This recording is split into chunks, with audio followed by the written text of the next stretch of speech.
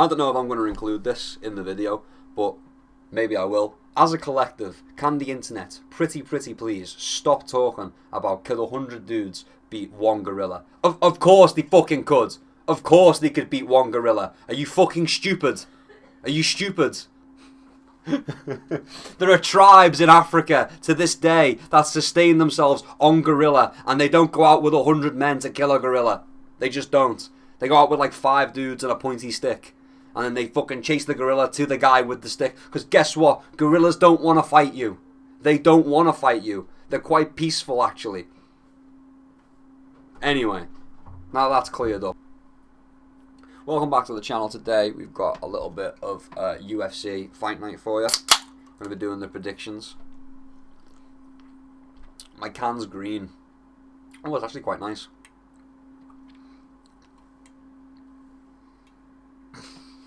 I'm working really hard for that Monster sponsorship, the boys. Come on, Monster. Come get me.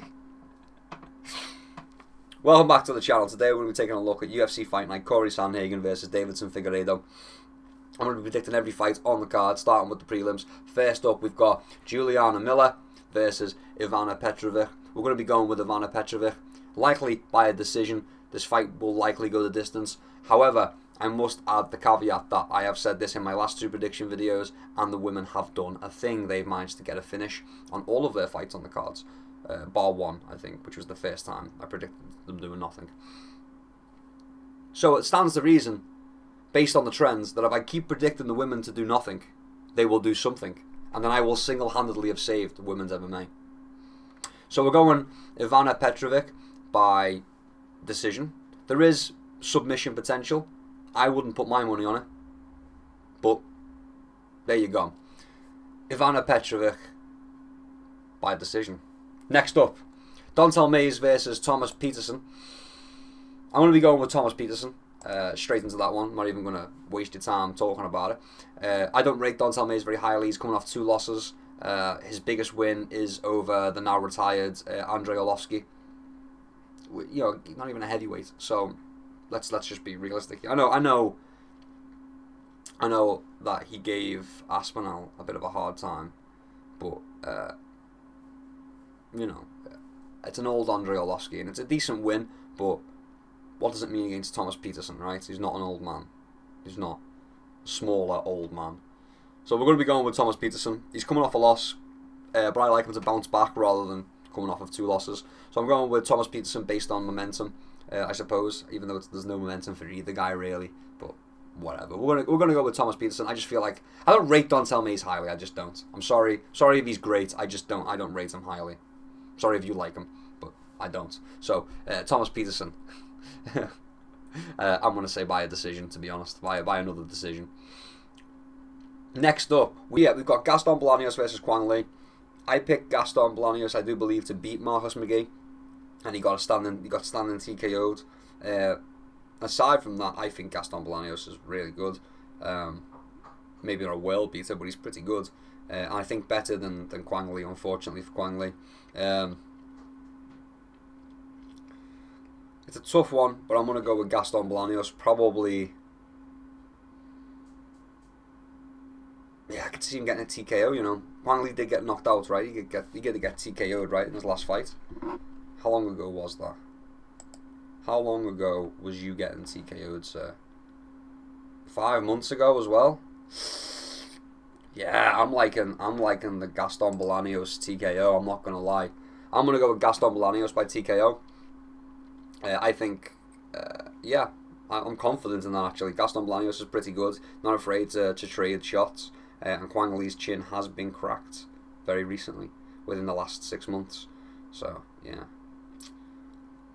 There you have it. Gaston Bolaños, likely TKO. Next up, we've got Marina Rodriguez versus Gillian Robertson.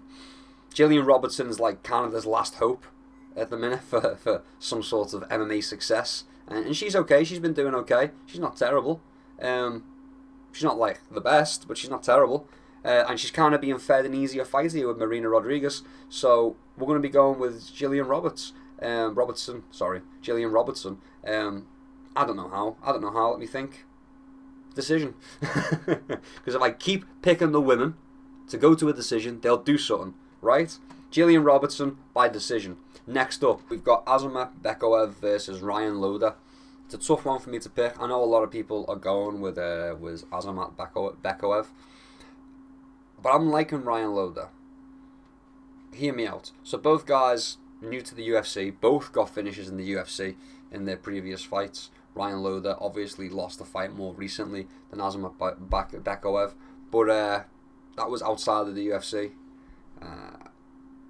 Inside the UFC, we both got TKO finishes, so we can say this is probably going to be a bit of a boxing match, a bit of a kickboxing match, based on the two. And honestly, I know a lot of people are leaning towards Bekaev, but I'm thinking Ryan Loder with the upset. I'm thinking Ryan Loder with the upset, and I think that might be my first underdog pick off the card. But I'm liking Ryan Loder to come out with the American spirit. I know I always pick new world fighters to lose to old world fighters being Russia in this scenario, rather than America being the new world. It's tough, but I'm fairly sure Bekaev trains out of America anyway in the new world. So, you know, it's a tough one. I'm going to go with Ryan Loder, and I'm going to go with Ryan Loder by TKO. It's a risky pick because Bekaev is dangerous. But I'm liking Ryan Loder with the upset victory. I can feel it in my loins. So we're going to go with Ryan Loder by TKO. My first underdog pick of the card, I do believe. Who knows? Who cares anyway? Next up, we've got Yana Santos versus Miesha Tate. I'm going to be going with Miesha Tate. I don't rate the new wave of women's MMA fighters as highly as I do the previous. I know there's an age difference there, but I feel like it don't matter all that much. Honestly, I really don't think it matters that much in the women's divisions. The age gap, a lot of the time, I don't think it matters as much. You see a lot of these older women who are past 30 beating up on these younger girls a lot of the time. And I don't know why that is. That just seems to be how it goes.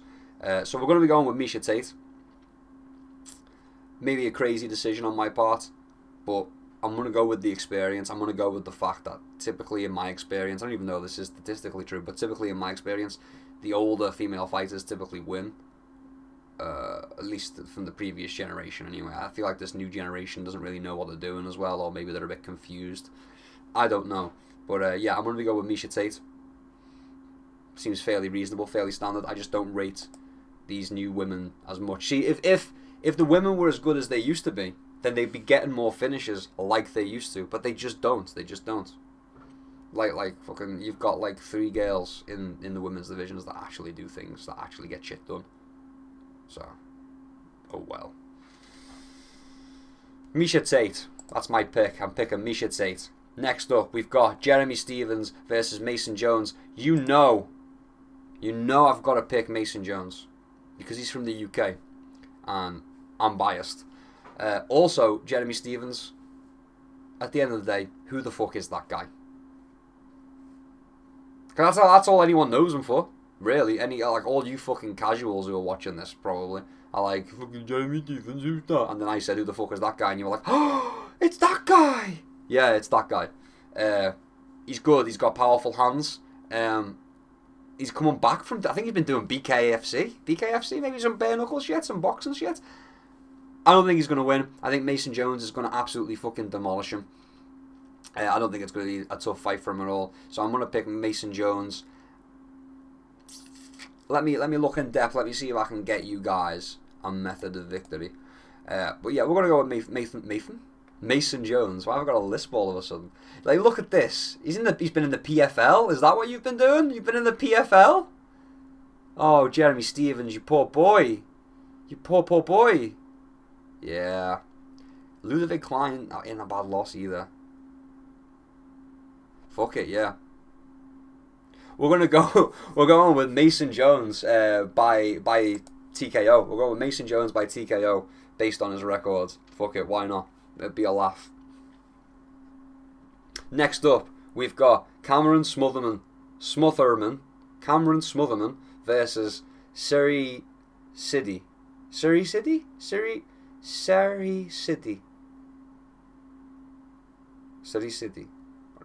Next up, we've got Cameron Smotherman versus Seri City.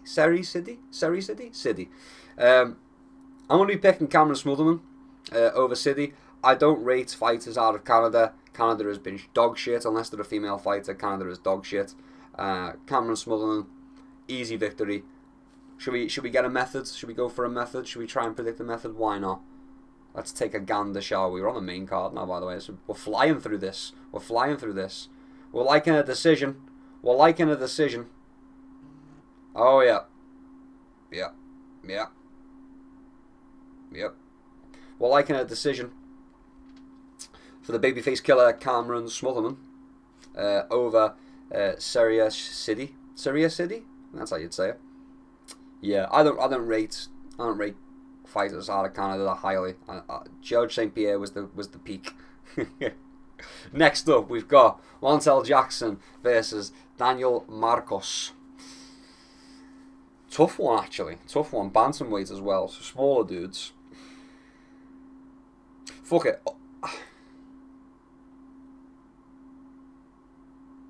I want to lean towards Marcos, but Montel Jackson isn't to be scoffed at, is the problem. Let's take a little closer look, eh? Let's take a gander. These Peruvians have hands, though. What are people picking? People are picking Jackson. I'm leaning towards Marcos. I'm not gonna lie. Seriously, what's the height? His height and reach is. Yeah, but he's Peruvian. He's always smaller than everybody. Fuck it. We're taking a chance. We're going with Daniel Marcos, another underdog pick, I do believe. So yeah, we're gonna go with Daniel Marcos, probably by a TKO. Probably by a decision, let's be honest. It's bantamweight, but TKO potential's there. Likely a decision, but yeah, I'm gonna go with Marcos. Probably another underdog pick, my second underdog pick. Yeah, I'm fairly confident in it. Next up, Ponzinibbio versus Daniel Rodriguez. You know, I'm a fan of D-Rod. I like how he misses weight and then absolutely fraud checks these prospects. Ponzinibbio is really good as well, though. I'm going to have to pick Ponzinibbio. I do think he outclasses Rodriguez in every situation. I think maybe Rodriguez is physically stronger, as in moving you around. But I think the skill of Ponzinibbio is going to carry him, to be honest. I think he's going to be able to stay standing. I don't think Rodriguez is going to do any kind of wrestling. I don't think Rodriguez is going to land shots that are going to put Ponzinibbio away. Whereas I can see Ponzinibbio most definitely landing shots on Daniel Rodriguez. There's just so many circumstances in which Ponzinibbio is going to be able to land on D-Rod. And D-Rod's not really going to be able to do much back. That I'm going to have to pick Ponzinibbio. Yeah. I'm going to have to go with Ponzinibbio. Should we get a method? Let's do a method. We are blood and guts. That's the thing, right? Is that D-Rod tends to go to a decision a lot, right? And he gets these split decision victories over these kind of guys who are supposed to be really good, and that's kind of how he's building himself. I don't know. Let me take a look at the heights and reach. See, Ponzi's slightly smaller than D-Rod's. You see, I wouldn't think that. I would think that Ponzinibbio is slightly bigger than D-Rod's, but oh well. Maybe I'm just misinformed. Similar ages as well. It's a very, very close matchup. I'm only going with Ponzinibbio. I feel like he's fought better opponents. I feel like he's going to land the better shots. And I do feel like he's going to get the job done. I'm liking a finish from Ponzinibbio, but I think it might be... Yeah, I think it's going to be a TKO. Tough though. Tough one to call. I'm going to go Ponzinibbio by TKO over Daniel Rodriguez. I am a fan of Daniel Rodriguez. I'm sorry I've picked against you, my friend. I know I've consistently picked you as you've lost fights continuously in a row, and now you're coming off a win and I'm going against you, but it has to be done, Mr. Rodriguez. It has to be done. Because you're not going to win. Next up, Ryan de Ridder versus Bo Nickel. I'm going to be picking Bo Nickel. I know old world fighters beat new world fighters, but that is with the caveat of the cream of the crop, and the cream of the crop, it does not apply to them. When we're talking about bog standard fighters, old world fighters beat new world fighters. When we're talking about guys making their way up the rankings, old world fighters beat new world fighters.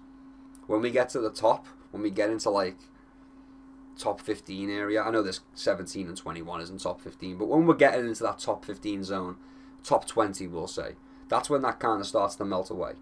That's when that paradigm kind of like, oh, okay, new world fighters don't always beat, old world fighters don't always beat new world fighters. That is at the top of the sport is where that no longer applies, evidently. But we're going to be going Bo Nickel. I think he's just going to wrestle for Randy Ritter. I don't know if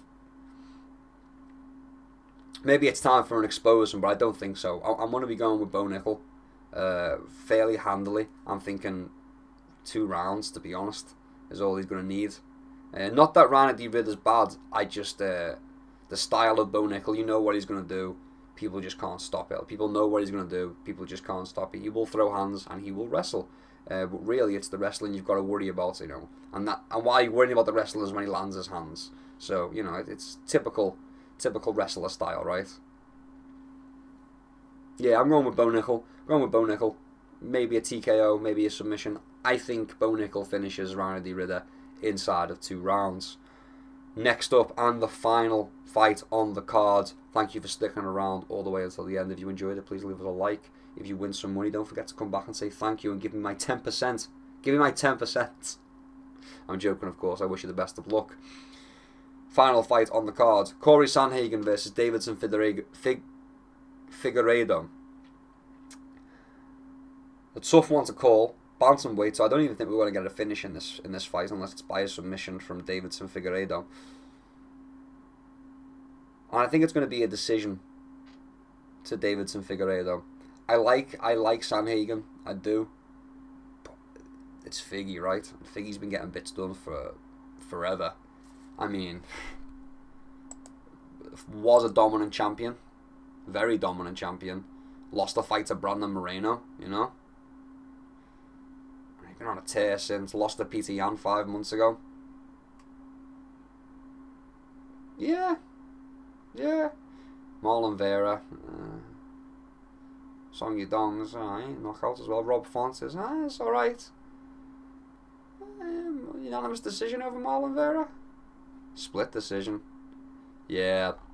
Look, we're going with Davidson Figueiredo. He's really well rounded. He's great everywhere. Anywhere where Corey Sandhagen is better, Davidson Figueiredo is going to be able to go somewhere else and outclass him there. So we're going to be going Davidson Figueiredo. I'm liking a TKO or a submission, but I do think it goes to a decision. And I think it might be quite close, but I do think Davidson Figueiredo edges out the decision. Could be a split decision, but I do think unanimous decision in favour of Davidson Figueiredo. And with that, we have concluded my picks. If you enjoyed the video, please leave us a like. And until next time, keep your chin down and keep swinging. Peace and love. I'll see you around.